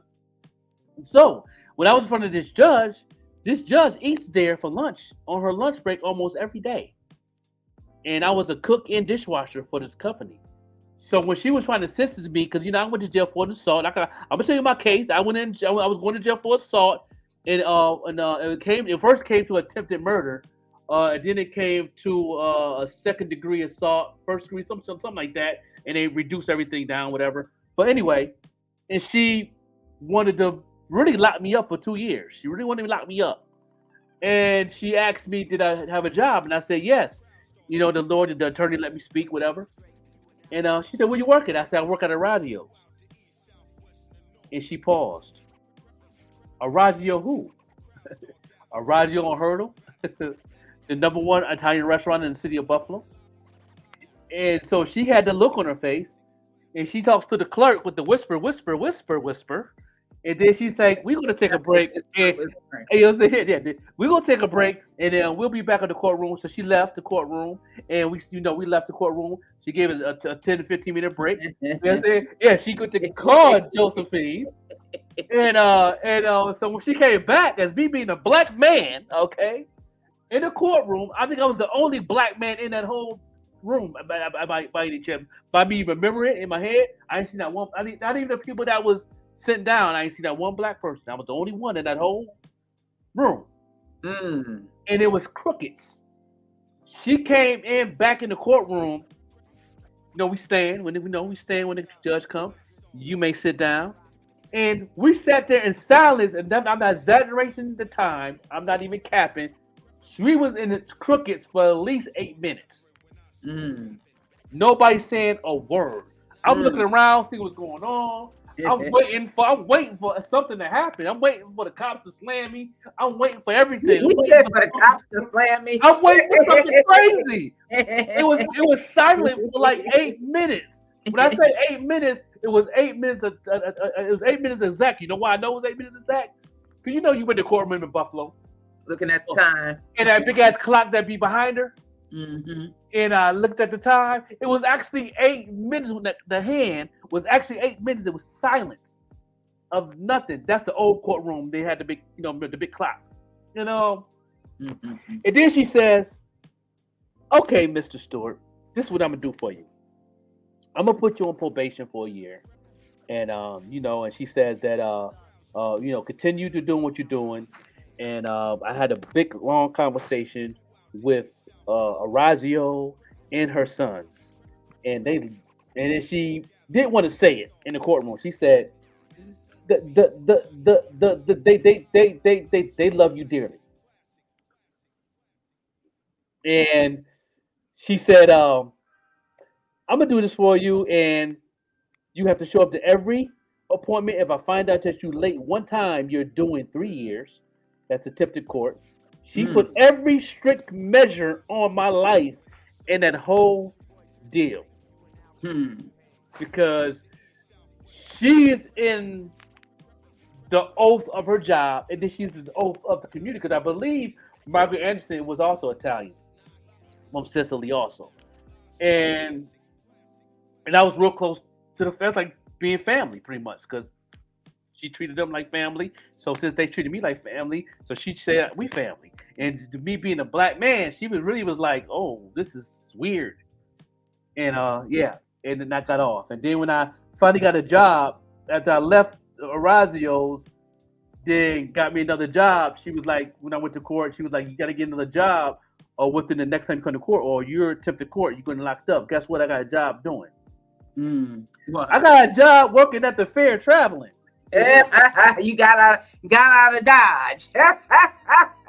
And guess what? That was smart. And guess what she said, I can't say he's tempted to court because I tell you he got a job, but he can't get on probation because he got to travel. So I got to take him off probation. She was like, I would never want to see you in my courtroom in life. If you do, I'm dropping the whole book on your head. I said, you would never see me. I ain't been back in Buffalo for 13 years after that. It was it. Right. Or that would have been you. That would have been you. The three times. He was a 3-time felon. So he was like, you not putting me away. And for the judge to say, I think it's time for him to learn something. I think they both learned something. And just to go back, everybody, did you see where the one, I don't know if it was a deputy, he was just kind of hitting him like. Yeah. That was a big dude. yeah, that was a big dude. They don't make them cops like they used to. Nah, they don't. Remember when cops used to be like really, really racist and strong, and like they just had a real violence towards brown people? It seemed like they just don't make the cops the same as they used to when they were like ex-Klan members. You know what I'm saying? That's right, that's right. Them good old 1849 cops. Yeah. we built different now. You know what I mean? Like the things that happen. Yo, shout out to the Montgomery. Yeah. Right. Well, Yeah. I don't know if this was a domestic terrorist or what was going on with this guy, but we reported last week about the fire that happened in Rochester. Remember? Yeah, the fire in Rochester, yes. So allegedly, and this is being reported by ABC News Channel 7. You can go anywhere, just Google it. This was an intentional, allegedly, deadly crash. He had gas in his car. So the driver, he has been identified as 35-year-old Michael Avery of Syracuse. He died Monday. During a press conference on Tuesday, the official said that he drove to Rochester a few days before the crash. This isn't this just like the same thing that happened for May 14th? Yes. So he drove to Rochester a few days before the crash, checked into a hotel, and then rented the vehicle that he used in the crash. He bought gallons of gasoline. You should see, it was like 4 big red gallons. Did any of you see any of the news that was reporting on it? I get to check on it, but this is something new. It's kind of crazy. Yeah, this was, as a matter of fact, I am going to share this with everybody so we can just give me a few moments, and I'm going to share my screen again, everybody, so we can listen to this together. Yeah, man. Wow. Let's check this out. Crazy. We are just going crazy nowadays.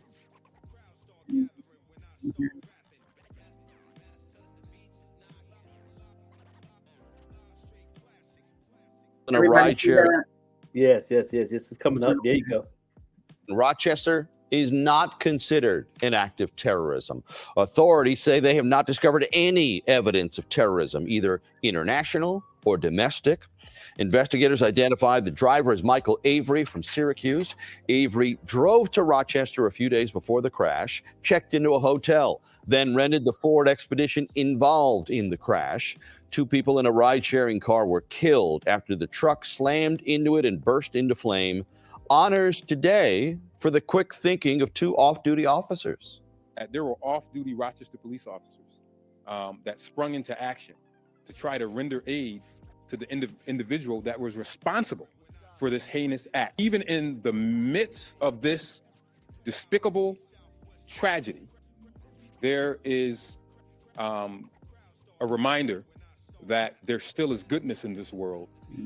Investigators are still trying to determine a motive. But during interviews with Avery's family, they believe the 35-year-old may have suffered from undiagnosed mental health issues. Wow. Ooh-wee. Yeah, that part. That part, bro. Yeah, Again. that part. Yeah. Here we are again. Mental health. Man. But see, it's like I can understand why we're trying to not call it terrorism, because the word is bad and it's going to cause an uproar. But there are a lot of white nationalists. I'm sorry, y'all. I can't redefine folks. There's a lot of people who are upset, and their anger has been aimed at people of color in New York State, because it's a liberal state.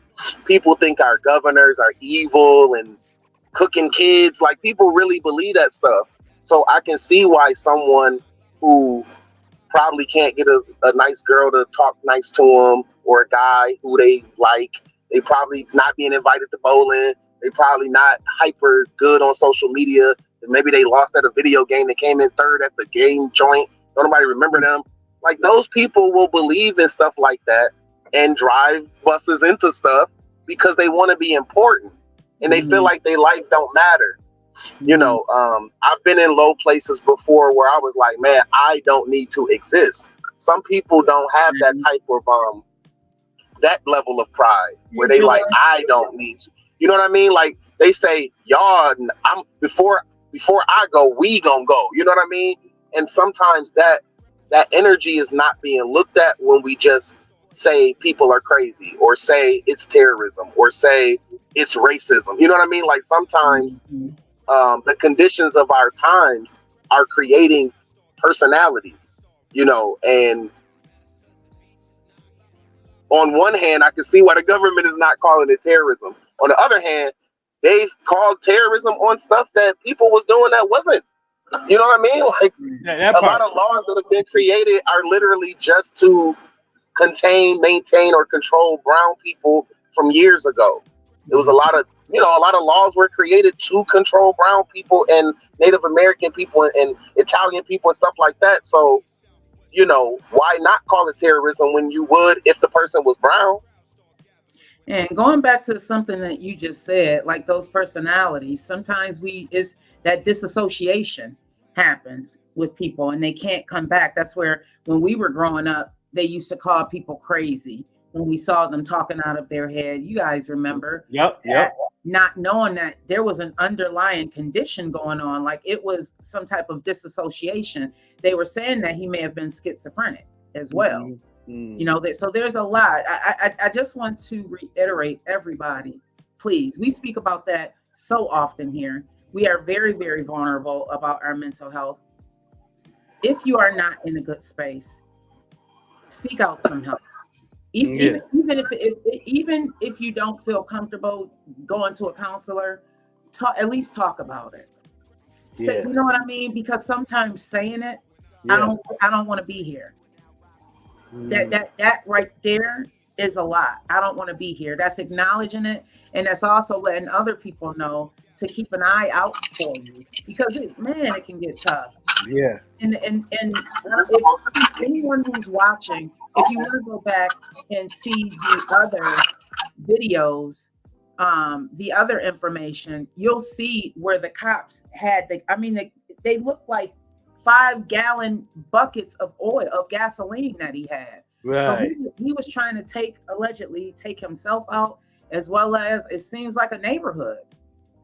Yeah. It seems like a neighborhood. So I know we're gonna. I have to get off in a few minutes. Yeah. It's about the end of the show. Well, I appreciate you being on, Don. I hope you can be on. I hope you come on every day. That'd be nice. We've been waiting appreciate for it. you. I appreciate it. Listen, I spoke with Vette, and I immediately caught COVID like right after, and I hope I didn't have it before, but I know that because like I was supposed to. It was like by a week I had COVID, and then life be life, and as they say. So as things progressed, I saw that there was a lot of movement within the community that I respect, and I also noticed that we all can just get along for real. Yeah. We can. So that's why I was like, well, let me see if I'm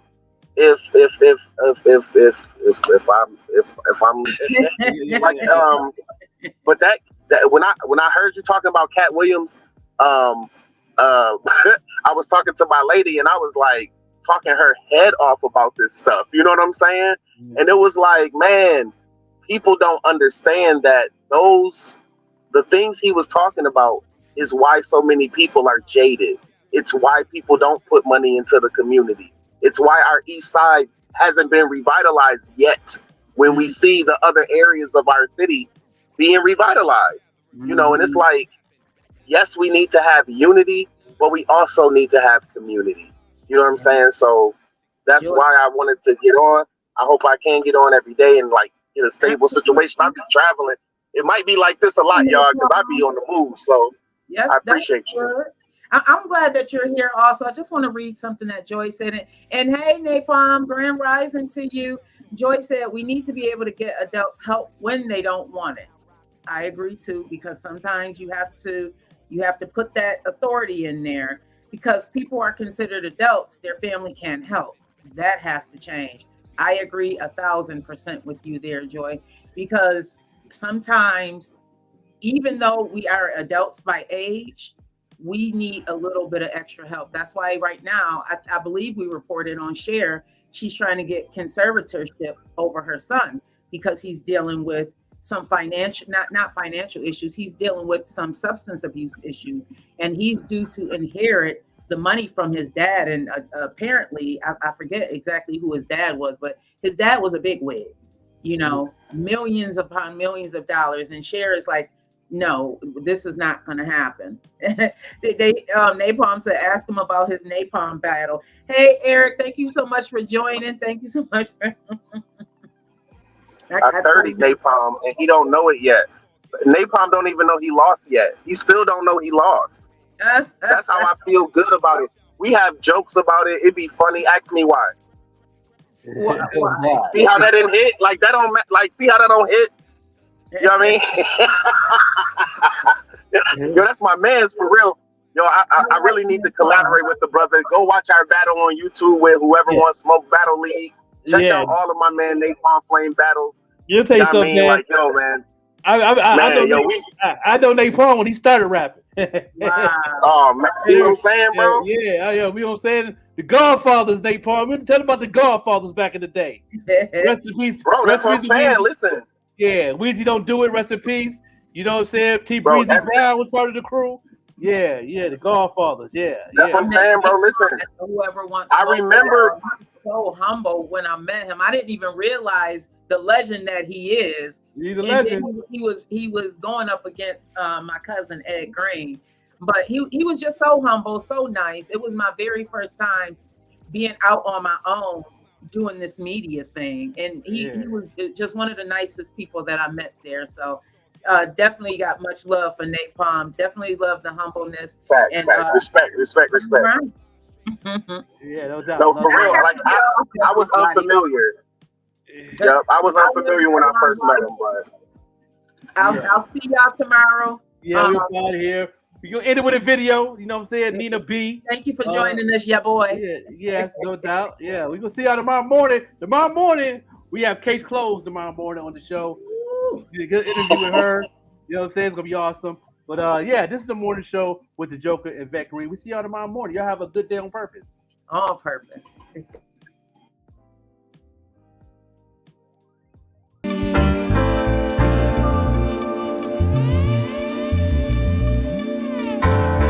Nina B.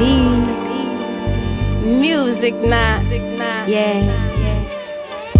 Observing everything going on around me. A little spoiled, didn't get my way, I got to pouting. You know, throwing teddy bears, little kid era. Till I got older, learned it all stemmed from anger. Had to accept some things, learned that I was born this way. Cause little Nina gotta grow up, go to school one day. And scared the kids will think she weak because she fun size. The new girl trying to fit into the cliques and ties. And scared the story different, still she kept it tough. Smiling around the rich children, some days not eating lunch. Told the lunch lady tomorrow that I had a couple bucks. Had a cup of tea. Teachers passing, man, they really came in clutch. This is my city walk, my city talk. This for my city kids, don't let them see you sweat, cause you a diamond in the rough. Wondering what it'd be like if I had a little luck. Wondering what it'd be like if I had a little luck and vision.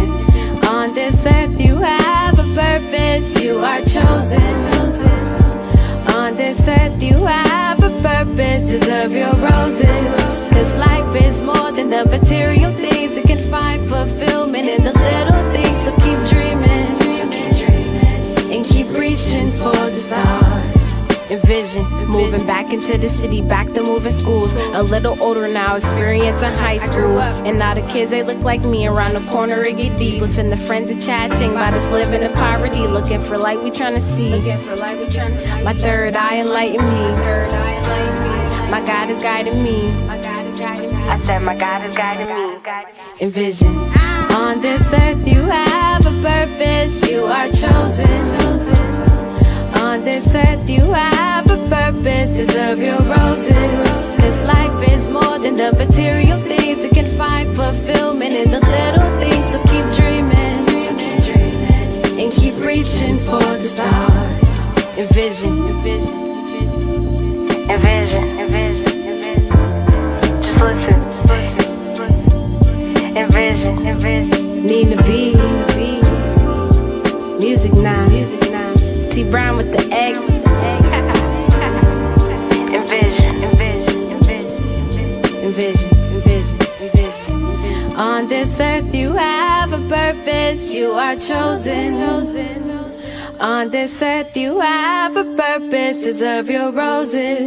Cause life is more than the material things, it can find fulfillment in the little things. So keep dreaming, and keep reaching for the stars. Envision, envision, envision, envision.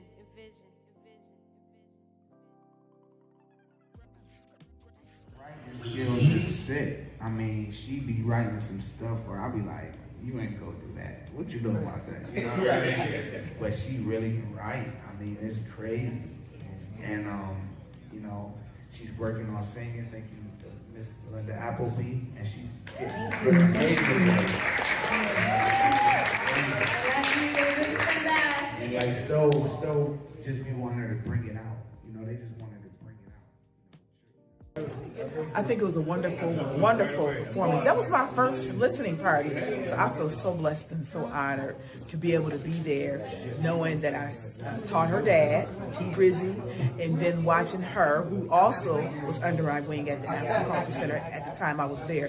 But it's so important that we continue supporting our young adult children.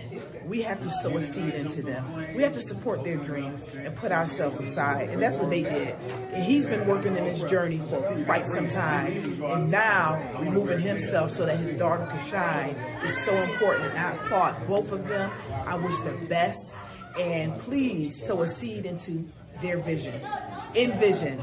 What's good, y'all? Your boy Bars Banger here. And every morning, weekday morning from 7 to 10, I'm tuned into the best morning show in the world, the Morning Show Podcast with the overlooked MC, the Joker, and the Queen Vette Green. Monday through Friday from 7 to 10. You already know. Tap in.